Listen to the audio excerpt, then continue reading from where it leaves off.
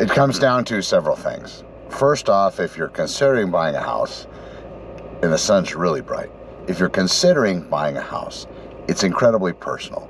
If you go online, you start searching those online systems, everybody's going to say, hey, it's the best thing you could ever do, better than sliced bread, better than unicorns and cotton candy, better than everything. Got to get out there and buy a house.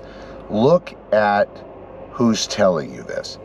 What does their real estate portfolio look like, if they even have one?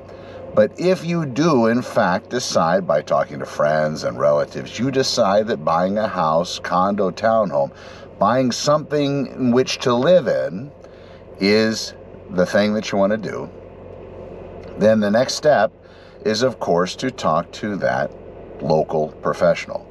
You don't want somebody that you're going to find online that's going to refer you to 15,000 different other people.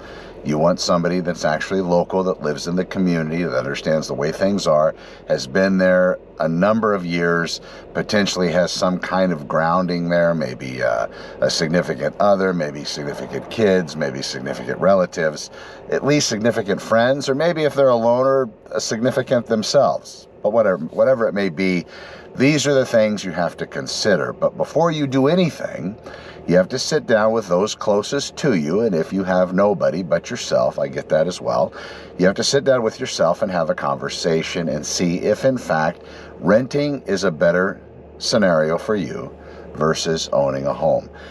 You just Google owning a home benefits, you'll find 1,000 different reasons. But really it comes down to you. Are you going to be able to do it? And also you need to be comfortable over time.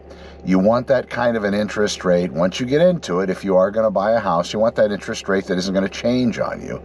You want to maybe find something that doesn't have a homeowners association fee that's going to change that much as well. Maybe there's some kind of a limit on the cap or whatever it may be.